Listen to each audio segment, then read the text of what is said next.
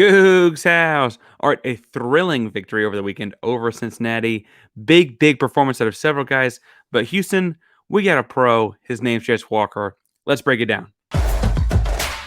You are Locked On Cougs, your daily podcast on the Houston Cougars, part of the Locked On Podcast Network, your team every day.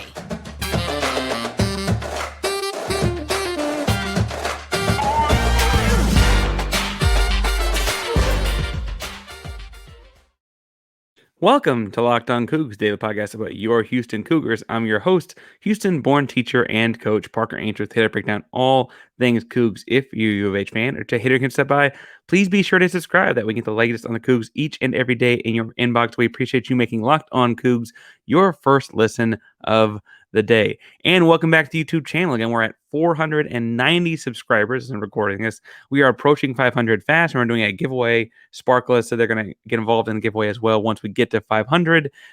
So help us along the way by hitting subscribe down below, and then enter in the contest to win the free swag by commenting on the videos. If you cannot think of something to comment on, I was going to think of something food related to like normally these questions, but man, tell us your impression of Jarace Walker's performance over the weekend. What draft, how about this? What draft pick do you think 1 through 1? What pick do you think he's going to draft? I'm hedging in the top 6 to 8 right now if I'm looking at the board.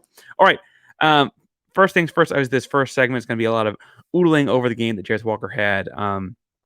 Kid special, had that kind of a game in that kind of a moment on national TV on Saturday. So we got to talk about that a little bit.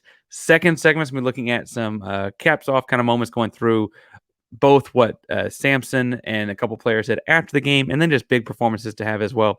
Third segment, like we normally do after a game, is kind of look around the league and look at what else is happening in college basketball and how it pertains to the Houston Cougars. But first and foremost in this first segment, we got to talk a little bit about Jarace and talk about just the kind of game he had. Now, admittedly, his stat line, I think, looked like the kind of thing we knew we were getting when we got a top whatever recruit, 5-star pick, etc. Different scouting service gets on different things, but everyone had the consensus 5-star coming at ING Academy. Big time player. He had 25.7 rebounds on just 14 shots. Big performance out of the big freshman. Played 37 of the 40 minutes too, so he stayed out of foul trouble with just one personal foul, which is notable for him on the year so far. But the deal to me was interesting in watching this game. And admittedly, if you follow me on Twitter, yes, I did have to go back and watch the game after the fact. Again, Houston-born teacher and coach. I was coaching the live when it happened live. Jarace takes over in the later part of the first half. And then in the second half, it's the Jarace Walker show. But there's a moment in that first, around between like 4 to 5 minutes in, where they start trying to feed him. And it's like, he's just not quite ready for it. The flow of the game hasn't caught up to him yet. He's still kind of warming up into it.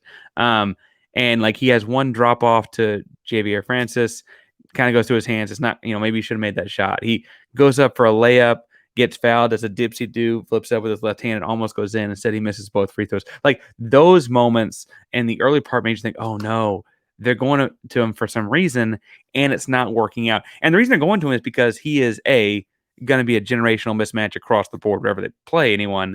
And B, the other piece of this too is that he was a mismatch at the end of the first game against Cincinnati, right? In the first game against Cincinnati,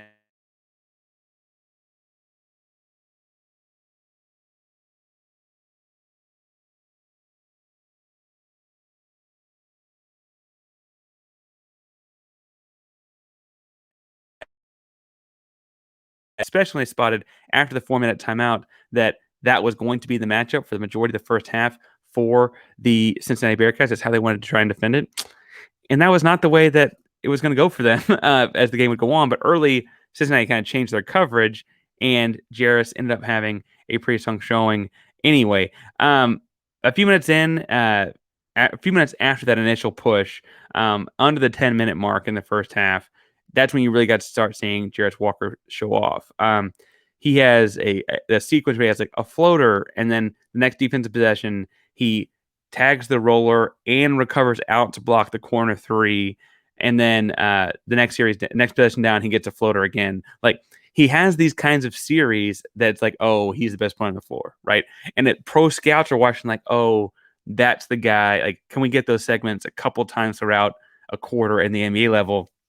All of a sudden he's an all-star, right? That's the kind of thing they're seeing. Like the sequence I'm thinking of later was he has a block off the backboard on defense. He comes down, they kick it to him in the wing. He drives in, absorbs the defense, kicks it to Shead for three. Shead misses his three, and Walker does a volleyball style putback with both hands, I guess, style putback. And it's like he's going to initiate the offense, get him a better shot. If it doesn't go in, he's got to follow. All those kinds of things are happening right after he just got the stop on defense with the block. Like those back and forth sequences continue to like drive a draft stock, because that's things that like you don't have guys in the NBA in large part, but certainly not at 19, that can do all of those things, especially not at 6'9", 240, right? Like he's just built differently and able to do them. I'd say that I thought it was interesting that they started running different sets to isolate him in the second half, like the last 10 minutes of the game. And very clearly he has spots he favors where they're finding him on one side of the floor and running block-to-block screens or elevator type actions where he's the guy setting the screen initially and then pops out. And he can then become the one-man offense with like spacers and then a drop-off in the low block because he's such a great passer. So they'll put Juwan Roberts or Javier Francis or Reggie Chaney at the block opposite, and then they'll have shooters around the perimeter. And that opens up space for him because people aren't hedging off of Emmanuel Sharp or Marcus Sasser, Tremont Mark, Jamal Shead, Terrence Arsenault, whomever, right? They got too many shooting options that you can't just help off. And then the block-to-block screen makes him just open enough to catch the ball, or the elevator screen where he pops out of it makes him just open enough to catch the ball. And once you got the ball in triple threat at that either 17-foot short corner area, it's not so short at that point, or at the wing just outside the 3-point line, defenses are kind of screwed, because after he attacks and drives, we saw how well he dropped the ball off to Juwan, dropped the ball off to Javier, and the big men did finish some of those. Now, admittedly, could Javier have had a couple more points? Because if he had caught the ball a little bit different, yeah.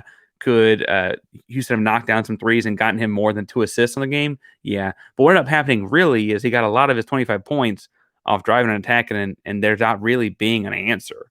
I think it's really fascinating to watch that growth, because there were moments early in the season where it felt like Jarace was forcing an isolation play because he knows he's the best athlete in the court.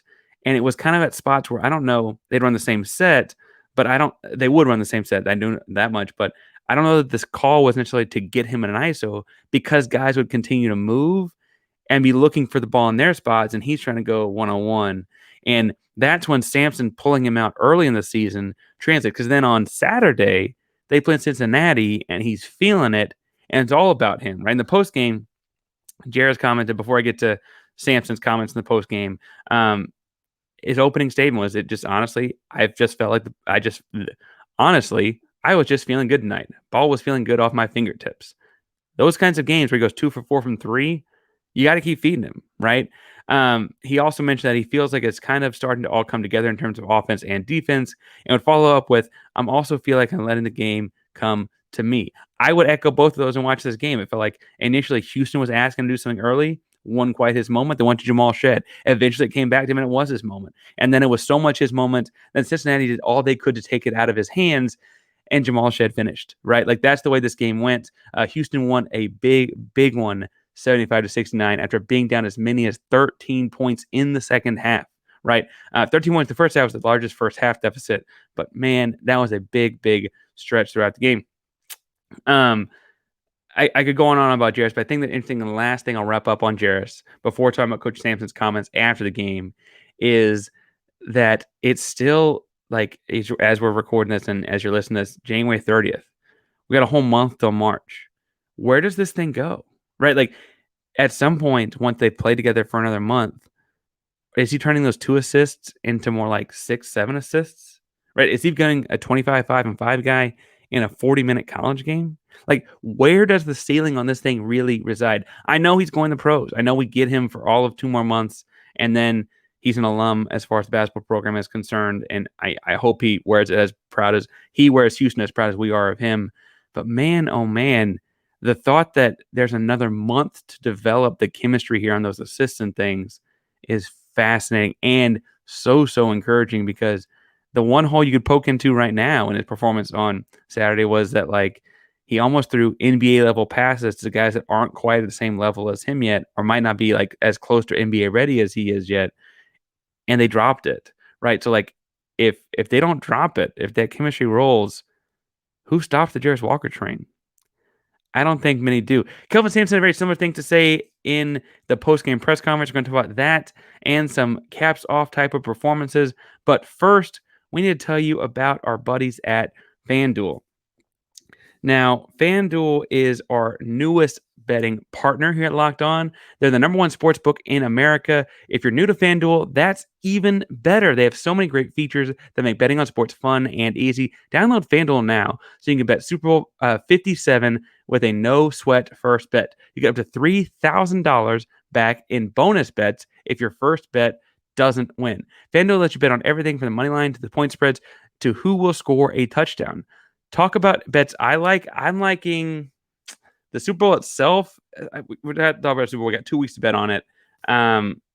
Listen, the line they've got right now is the Eagles by 1.5. I think that comes down to more or less a pick 'em, right? 1.5 versus 1. It's more or less a pick 'em, and I am crazy impressed with what Kansas City and Patrick Mahomes did on Sunday. I'm a big Pat Mahomes guy. I love watching him play football. The rest of the Mahomes I could live without, but I love watching Pat Mahomes play football. And I tweeted it during the game. I think he is a generation's Michael Jordan of football because he's changing the way we watch the game and watch and appreciate how it's played. However, Philadelphia looks really good. Jalen Hurts looks really good. And Kansas City is missing a lot of receiving talent. Now, I don't like the misnomer that Kansas City is missing their top 3 receivers because their top receiver is Travis Kelce, and it's a lot of kind of the same after that. But however you slice it, they are missing 2 of their top 4. And that feels like it's going to hurt at some point. And it feels like the Super Bowl might be that point, especially when you look at like the defensive line of Philadelphia and Patrick Mahomes and this high ankle sprain and what's that look like in a couple weeks. And I know it's ought to be better than it was on Sunday, but what's it look like? And so anyway, I'm saying to take the Eagles as long as the line is less than 2. So I'm taking the Eagles right now. If the line gets moved over the course of the next 2 weeks with injury updates and stuff like that, we'll talk more. But for now, I'm saying take the Eagles. I'm saying take it at FanDuel.com. Use code Locked On when you're there. Make sure you go FanDuel.com/Locked On for more. All right. So in the second segment, I said I want to talk a little bit about the post-game press conference stuff because Sampson had a couple comments he had about players. So we'll talk about that and then players. And then at the end of this second segment, talk about something he said about the league as a whole before we start talking about the league as a whole. So Sampson opened with talking about how in the first half, they just felt like they needed to get to halftime to talk and regroup. And I think the way the game goes, if you look at like just the win percentage, if that's your statistic you like to look at over the course, or more importantly, just like the way the team was playing and flowing on the floor, that felt true, right?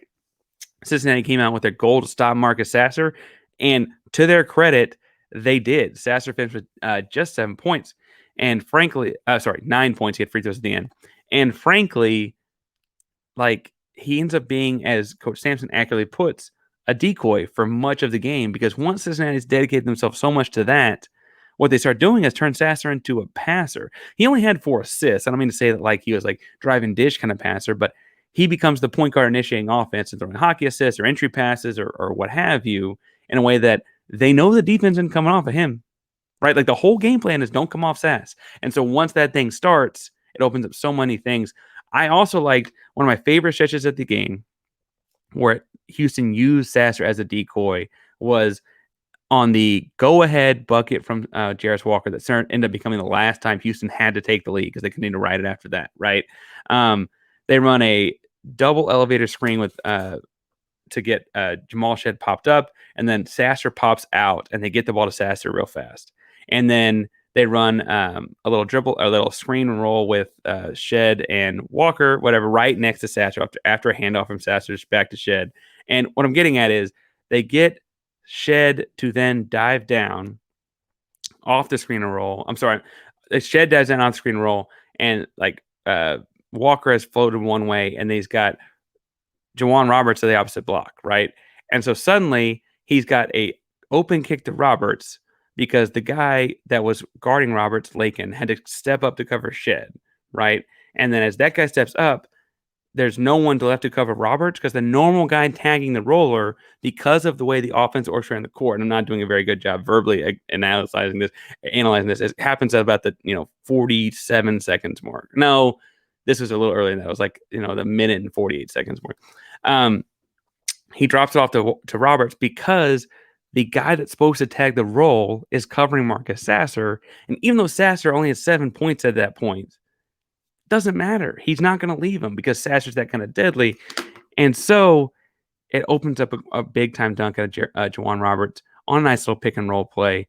Easy drop off because no one's there. It's functionally an empty side pick and roll with a lot more space on the front side because there's less players, but it's still an empty side on the back side because Sasser's guy's not coming off. Anyway, I love the way they used him as a decoy throughout the game. I thought it was interesting to hear Sampson echo as much because if you're listening to that press conference and you're someone else in the American Athletic Conference, you realize, oh, that's not a way we can beat these guys. They know what to do when we do that. The other thing I think is interesting here is that he gave hats off. So first hat off to Emmanuel Sharp and second hat off to Terrence Arsenault for the way that they played in the game in their spot minutes. Emmanuel Sharp played 24 minutes. So when he said spot minutes, I kind of thought that was being a little facetious. But both Emmanuel and Terrence have grown so much defensively. Terrence Arsenault's length really drove the Cincinnati point guard DeJulius, really drove him crazy because, bluntly, Arsenault is 3 inches taller with a positive wingspan. That's all up in his space. And he didn't get a whole lot of deflections himself, but he was in the way of a lot of passing lanes and vision that really kind of forced DeJulius into some awkward spots. And he did end up with 2 steals, right? Frankly, had he made the 3, there's one play earlier where Walker does a volleyball tap out to him on a pass. Like they try and throw the lob to Walker. It's not quite there. And he tips it out like a volleyball to Arsenault for 3. Had he made that, he probably has a perfect game as far as Arsenault scoring is concerned. There's over 1 from the 3-point line. He made a layup at one point as well. Emmanuel Sharp has never seen a shot he doesn't like. He went 1 for 5 from 3, but every single time he shot it, it felt like a moment. Sampson said as much. He said, truthfully, that they held down the fort, both Arsenault and Sharp. And 2 weekends in a row, Emmanuel has a chance to get us, Houston, some separation where the ball got way down and popped out, way down in there. You're talking about how it spins down and pops out. Interesting stuff to hear from Sampson because he's seeing it as well. As far as the caps off goes, we always, obviously, we're going to give one big caps off to Walker. We talked about him ad nauseum, but again, the game of his life. And he had a great game at Cincinnati the first time. He's had a couple of these big ones as a play creator. He had one against Virginia, but I think there's more in store for him throughout the season as well. Jamal Shead had a big one. Jamal Shead obviously gets his own cap off as well. Jamal Shead, to be fair, he had his normal 13 points and 5 assists, and it's starting to look like kind of the normal stat line for him. But the spots he had them in were so important for the Houston Cougars. And I think the other thing that's important to remember is that that step back he hit to take the lead at the end, under a minute left, and it's perfectly timed, right? It's 48 seconds, so you know that even if Cincinnati hits a shot, you get the ball back because of the shot clock. It's at the end of Houston's shot clock, so they took as much time as they could before shooting it. That was a difficult step back. We've kind of grown accustomed to Marcus Sasser hitting those. Quinn Grimes wasn't quite the step back guy when he came through Houston. Amani Brooks is obviously the shooter that can hit the shot at that point anyway. I mean, you talk about Houston guards. That's a difficult step back to be ball in your left hand, right shoulder in the defender, be stepping back at the left wing, and not even. I mean, he created separation, but the other guy's a lot taller and longer, so it got kind of eaten up quickly. Then go vertical and not fade away.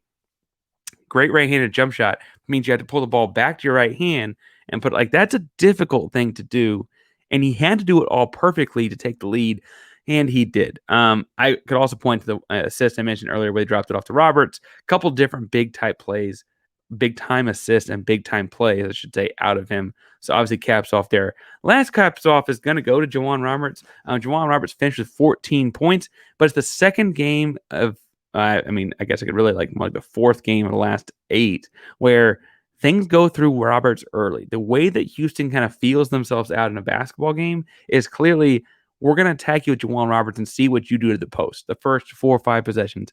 And bluntly, Roberts has given up, 4 inches to Victor Lakin, and he took it right to him.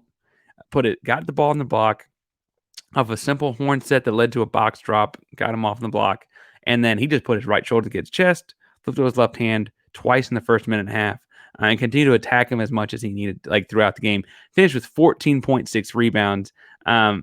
And honestly, I don't know that quite tells the story of his dominance, because he also had a couple big blocks, and his dunks were the kind of dunks that took the lid off the Fertitta Center. So going big time caps off moments to him as well. Now, I have to say that before we talk about the entire NCAA, there's one comment from Coach Sampson that I think is intriguing, because I kind of got in the same argument with somebody on Twitter over the weekend.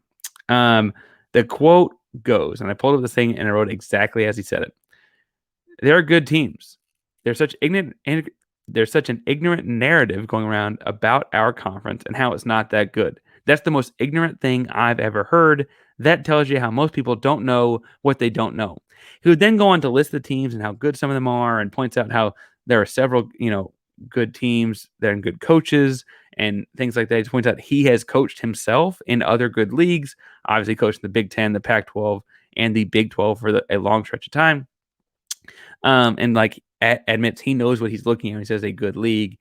And then, I thought, interestingly enough, he sat on the Temple game for a little bit, because Temple beat Houston, and that kind of started the national discussion about, Houston and the American and da-da-da-da-da. And he points out, did Temple lose some early games? Yeah. Temple also beat Rutgers, and Rutgers also beat Purdue. These things happen. These teams are not bad. These are good teams. And I would follow it one step further and say, I think UCF is a talented team. Obviously, they have Taylor Hendricks, and he's a pro. I was like, anytime you play Landers Nolley and he's getting 6-10 from 3 with hands in his face, not a whole lot. That's a really, really good basketball team. And Houston beat them in Cincinnati as well over the weekend, right? I continue to think that SMU's got more in the tank. I see their scores. I'm like, why are they losing? They are. And Memphis is Memphis. They got 2 of the best scoring guards in America. This is a good conference. Stop talking about it like it's not. Before we get into looking around the conference and everything else around the country, we're going to take a little break. All right, so as we look at the rest of the American Athletic Conference and their scores from the weekend and kind of what that does for Houston, we're also going to look at national stuff and look at what the national scoreboard does for Houston, because it was a big weekend in basketball. First, Houston had the only American Athletic Conference, one of 2 American Athletic Conference boys basketball games on Saturday. The other, Temple, runs away from UCF in overtime. So it was obviously tied game into regulation, but Temple followed Khalif Battle's 26 points and Ethiel Horton's 13 points for UCF were not enough. But Temple ends up outscoring UCF by 7 in overtime to win 77-70. That's a tight game. Also worth mentioning, the same Temple with a true pro ends up being a team that falls to Temple. I can't reiterate this enough. UCF's a good basketball team. Temple beat them as well, right? We're in for a fight of our life when we play them next weekend. We play Temple again next Sunday. It ought to be a fun one. It's in Philly. I have to imagine there's some stuff in the tank, some bulletin board material for Houston going into that one. On Sunday, there were a trio of American Athletic Conference games. Wichita State did beat East Carolina by 13 points. Both those teams are having a rough year this season. Houston plays Wichita on Thursday. And admittedly, are they the most competitive team in the conference right now? No. Does Houston have a giant bullseye on their back? Absolutely. So I would imagine, especially the way the last year's game ended with the big Ramon Walker dive on the floor for the steal, or the rebound/steal at the end of the game. I imagine there's some resentment there. I'd imagine that's a tough contest for sure. After that one, you had South Florida lost to SMU by 2 points. And South Florida gave Houston problems where SMU didn't, and I think that second game against SMU up in Dallas is going to be a tight one. I just feel like it's going to be a very, very tight game because SMU has this competitive thing where they're looking at Houston and I think a little jealous of Houston going to the Big 12 and they're not. There's obviously the I-45 rivalry aspect, the whole thing. I don't mean to say that that's not a part of it too, but there certainly seems to be something extra in the air following the announcement that Houston's going to the Big 12 and that SMU didn't get that announcement. And so I'd imagine that, as we continue to see them in a couple weeks, I think it's like mid-February, the second contest that's going to be a tough one. Memphis beat Tulsa by just 12, which is interesting because I thought when Houston played Tulsa earlier, they had some pieces but didn't quite know what they were doing. And it seems like based on the score there that they might have started to put things together because Memphis is a really good team and Tulsa kept it at just 12 points. I think that's worth pointing out. Obviously, both of Memphis' guards had really big days scoring the basketball. That's going to be a tough matchup for Houston. You'll see the best defensive games, hopefully, out of Shead and Sasser in both the home and road splits with Memphis. That is all to say that Houston's got a tough week ahead with Wichita State on Thursday and at Temple over the weekend. They got a couple days off after having so many games in a row. They don't play again until Thursday night, and so they got hopefully a little bit of rest on Sunday, Monday, and kind of start getting their body back in juice for the second half of the conference slate. In the national picture, and I talk about this because Houston is ranked number 3 in the country right now, and Samson alluded to it. They're paying attention enough to it to know what happened.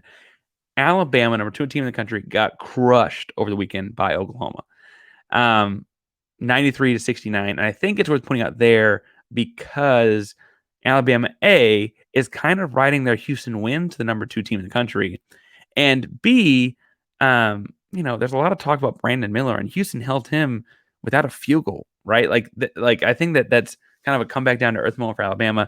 But also, if you're looking at like where Houston could get seeded in the tournament, there's a real chance that Oklahoma would be in the same region if Oklahoma makes the tournament. And it looks like with that win from Alabama on their schedule, they probably do if they have a decent Big 12 slate. They'd probably be in the same region. So maybe some stuff to go watch there. Kansas State lost earlier in the week. They're the number 5 team in the country. The number 4 team in the country, Tennessee, did win. In doing so, they knocked off the number 10 team in the country, UT Austin. Arizona continues to roll a little bit in the Pac-12. So interesting things to watch there. Arizona beat Washington by 23 points.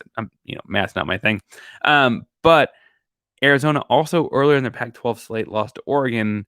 So while I'm impressed by what I see of late from Arizona, I'm also like cognizant of like, okay, but Houston beat Oregon, so we do match up, the size and the speed and the this and the that. Virginia, who Houston beat on the season, is number 7 in the country right now. They beat Boston College. Kansas, while they've lost 3 in a row, including earlier this week, did beat Kentucky. Another big one for Houston, another big pair for Houston, I should say, is that Mississippi State beat TCU in overtime and Missouri beat Iowa State. That's 2 more top 12 teams falling in the SEC Big 12 Challenge, and a number of interesting results in that challenge. West Virginia beating Auburn, for example, is one I did not see coming. Arkansas beating Baylor, I probably would have seen coming early in the season, but not lately. And then anyway, some interesting matchups in that. It's looking at like future Big 12 play and also other teams in the top 20 and top 25. St. Mary's continues to roll. That win from early in the season looks really, really good. They beat BYU over the weekend. Pittsburgh beats Miami. That's an interesting ACC matchup. It kind of looks like Virginia and then everybody else in the ACC, which has to make you feel good because Virginia is the team you beat earlier in the season. Across the board, though, a lot less happening in the college basketball on Sunday.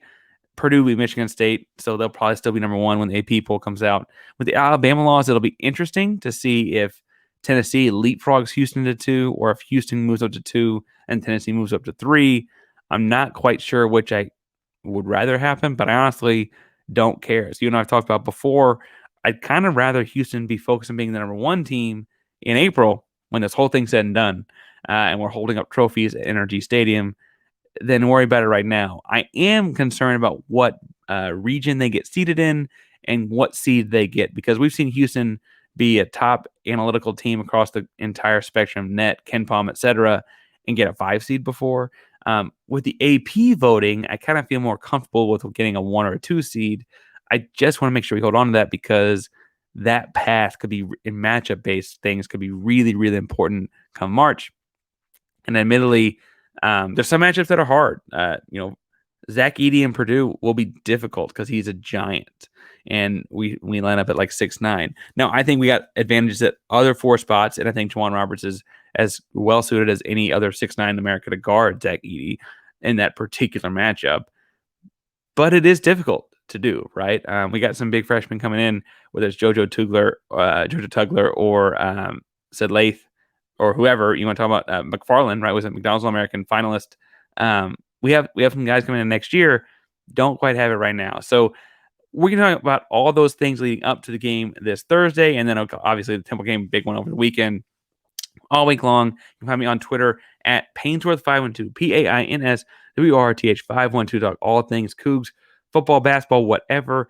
This week we'll also do some different recruit talk. I promise. I know I talked about some last week, and then some stuff popped up, and we ended up talking about a lot more basketball. But football recruiting is big right now. Signing day is coming up, and we got to talk about how Houston's finished off the work in the transfer portal. The roster's looking good. We also just got a new offensive line coach, and so as we speak, like the next thing I'm going to go do is go watch some more Tulane film to look at like what that looks like. So those breakdowns will be later this week. Hoping to get some more recruit talk on throughout the week because obviously signing day is a big, big day in that news cycle. We're going to have to preview Wichita State and how what that game goes. And then we'll also need to preview Temple and talk about how we can change our fortunes from the first meeting all week long here at Locked On Cougs.